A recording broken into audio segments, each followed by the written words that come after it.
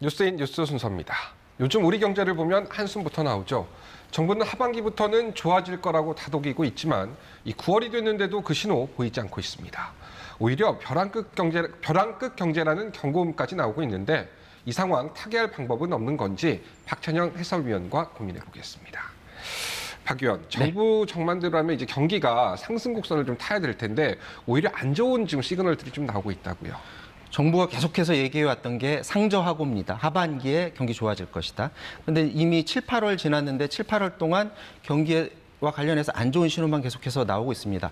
어제도 이 뉴스에서 전해드렸을 텐데 트리플 감소라고 해서 생산, 소비, 투자 세 개가 동시에 감소를 했는데요. 그렇죠. 지난 1월 이후에 처음으로 이렇게 감소를 했습니다. 특히 소비를 보면은 3년 만에 최대폭으로 감소를 했어요. 자, 경기를 나타내는 이런 지표들이 다 이제 안 좋다 보니까 경기 동행 지수라고 있어요. 현재 경기 상황을 보는 거죠. 지금 그래프로 나오고 있네요. 네, 지금 보면은 지난해 하반기 이후에 추세적으로 지금 내려가는 게 보이죠.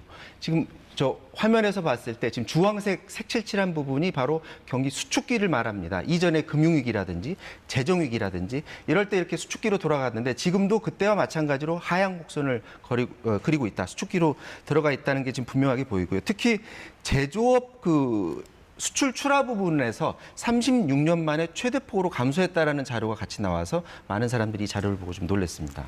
그렇군요. 이 제조업 수출이 안 좋다는 건 결국 중국 때문인 건가요? 네.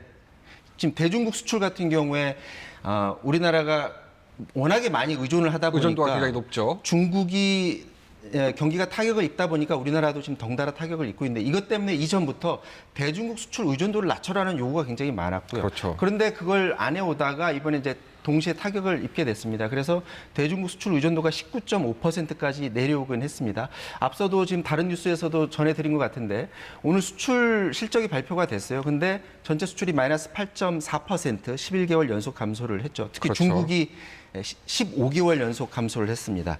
문제는 중국이 안 좋으면 다른 데가 좀 받쳐주면 되는데 지금 보면 중국이 마이너스 20%고요. 그리고 아세안 국가 우리나라 굉장히 공을 들이는데 마이너스 11.3%. 인도도 안 좋습니다.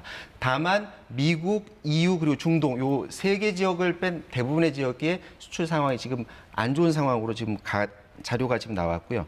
자, 만약에 하반기에도 중국 수출이 이렇게 안 좋게 된다면은 우리나라가 지금 올해 GDP 경제 성장률 목표로 한 게 정부가 1.4%거든요.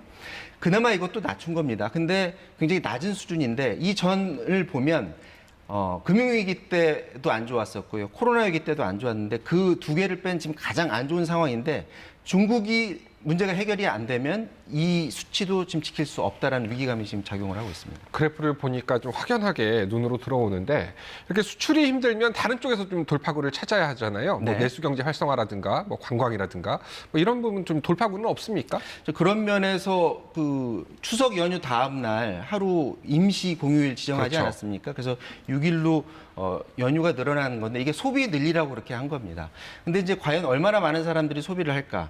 고소득층은 여행을 많이 하겠죠. 그리고 중산층에서도 일부를 하겠지만 대다수의 서민이나 저소득층은 과연 얼마나 여행을 갈까라는 의문이 들고요. 그래도 없는 것보다는 낫겠죠. 정부가 또 하나 목표로 삼고 있는 게 이 중국 단체 관광객이 좀 많이 들어와 주길 바라고 있는데 이게 중국의 부동산 위기랑 겹쳐서 부동산을 많이 갖고 있는 중국 고소득층이 심리를 좀 위축을 시켜서 기대만큼 오지 않을 수도 있다. 실제로 저희 KBS 취재진이 어제 인천항을 나가봤는데 중국과 인천을 오가는 여객선에 얼마나 많은 중국인들이 탔는지를 체크를 해봤는데 승선율이 20%도 채 되질 않았습니다. 그렇군요. 상황이 아직까지는 열리질 않았다고 볼 수가 있고요. 이 GDP 경제 성장률을 끌어올리려면 소비나 수출 말고도 투자 그리고 정부 지출 부분을 늘리면 됩니다. 근데 투자는 기업들이 심리가 안 좋으니까 크게 늘어날 것 같지가 않고 정부가 지출을 늘리면 되는데 현 정부는 긴축 재정을 모토로 하고 있어요. 그래서 지출을 최대한 억제하려고 하고 있기 때문에 이 부분도 과연 하반기에 정부가 추경을 할까? 이 부분도 좀 의문이기 때문에 전반적으로 봤을 때 가지고 있는 패가 그렇게 많지는 않다 이렇게 보여집니다. 그렇군요. 뭐 앞서 그래프에서도 봤는데 1%대 경제 성장률 사실상 경기 침체로 보는 전문가들도 있거든요. 네. 앞으로 좀 어떤 부분들이 좀 문제가 되겠다라고 좀 전망되는 것들이 있습니까? 이 시청자분들이 이제 GDP라고 하면 확 와닿지 않는데 개개인 가구 소득을 생각해 보면 좀 이해하기 쉬울 것 같습니다. 2021년 2분기에 마이너스로 소득이 줄어든 이후에 7분기 연속으로 그나마 소득이 늘었었거든요. 그러다가 올 2분기에 다시 마이너스로 돌아섰고요. 물가가 지금 높지 않습니까? 그렇죠. 물가까지 감안한 실질 소득이 지난 2분기에 통계를 작성한 이래 가장 큰 폭으로 떨어져서 마이너스 3.9% 떨어졌습니다. 집으로 가져가는 돈들이 그만큼 적어졌다는. 적다라는 그런 얘기인데 이 같은 상황에서 만약 경기 침체까지 오게 된다면 지금 가장 위험한 계층이 저소득층, 자영업자 그리고 대출 많이 받은 사람들이거든요. 근데 자영업자들 같은 경우에는 이달 말에 그 상환 유예 조치가 있었지 않습니까? 이게 그렇죠. 이제 끝나게 되는데 전체적으로 만기 도래한 거 연기해 준 것까지 합하면 한 35만 명 정도 되는데 이들이 과연 어떻게 될까도 지켜봐야 될 것 같고 그리고 지금의 고금리 상황이 올 연말까지 계속 지속될 것 같은데 이 가계부채 특히 대출을 많이 끌어안고 있는 사람들을 어떻게 잘 케어해 나가느냐 이것도 정부가 주의를 가지고서 지켜봐야 될 대목인 것 같습니다. 그렇군요. 뭐 수출, 뭐 투자, 뭐 사방이 꽉 막혀서 좀 답답한 경제 상황인 것 같습니다. 박 의원 여기까지 듣겠습니다. 고맙습니다.